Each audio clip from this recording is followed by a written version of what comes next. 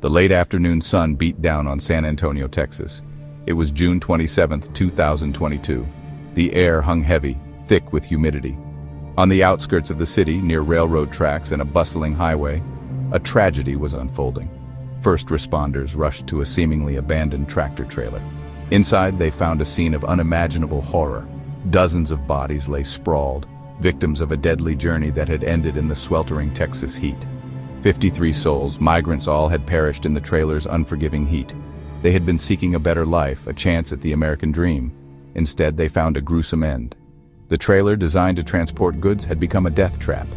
The air conditioning system had malfunctioned, turning the metal container into an oven. Temperatures inside the trailer had soared to unbearable levels. Desperate, the migrants had pounded on the walls, their cries for help muffled by the metal and the indifference of the outside world. They had clawed at the walls, leaving behind heartbreaking evidence of their desperate struggle to escape. The tragedy sent shockwaves across the nation and beyond, a stark reminder of the human cost of desperate migration and the ruthlessness of smuggling operations. Hector Zamorano Jr., the 46-year-old Texan behind the wheel of the ill-fated trailer, became the face of this tragedy. Apprehended shortly after the discovery, he initially tried to evade responsibility, claiming he was unaware of the human cargo he was hauling. However, the evidence against him was overwhelming. Surveillance footage showed him at the pickup point, and his communication records tied him to the smuggling operation. On January 15, 2025, more than 2 years after the tragedy, Zamorano Jr. stood in a San Antonio courtroom. Facing a mountain of evidence and the weight of 53 lost lives, he pleaded guilty to transporting migrants, resulting in death. The guilty plea was a small measure of justice for the victims and their families, but it did little to ease the pain and suffering inflicted on so many. Zamorano Jr.'s sentencing was scheduled for April 24, 2025. He faced a maximum sentence of life in prison, a stark reminder of the severity of his crime. The case against him, however, was only one piece of a larger puzzle. Authorities were determined to dismantle the entire smuggling network responsible for this tragedy. The migrants who perished in San Antonio had embarked on a perilous journey, driven by hope and desperation. They came from different countries: Mexico, Honduras, Guatemala, El Salvador. But they shared a common dream, a better life in the United States. They had families to support, dreams to pursue, and futures they yearned to build. For them, the risks were worth taking, the dangers a small price to pay for a chance at a brighter future.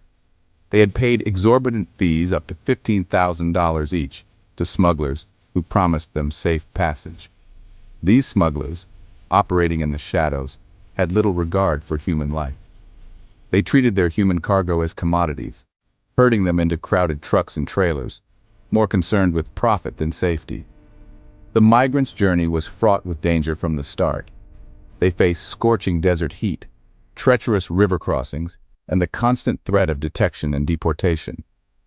Their ordeal inside the trailer, however, was a testament to the cruelty that often defines human smuggling operations. The investigation into the San Antonio tragedy quickly widened, aiming to bring to justice everyone involved in the deadly smuggling operation. Authorities followed the money trail, traced phone records, and conducted countless interviews, piecing together the intricate web of the smuggling network. Their efforts led to a string of arrests. Christian Martinez, a key player in the operation, was apprehended and charged with smuggling-related offenses. He eventually pleaded guilty, providing valuable information about the network's inner workings. 4 Mexican nationals were also arrested in 2023, further dismantling the smuggling ring. In a significant breakthrough, authorities in Guatemala apprehended Rigoberto Roman Miranda Orozco in August 2024. Orozco, accused of being a high-ranking member of the smuggling ring, was facing extradition to the United States on charges of migrant smuggling resulting in death or serious injury. The indictment against Orozco revealed chilling details about the smuggling operation. Migrants were forced to surrender their cell phones to prevent communication with the outside world.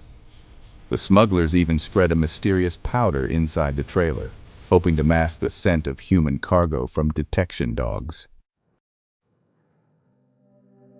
The San Antonio tragedy transcended borders and legal proceedings. It was a stark reminder of the human cost of migration.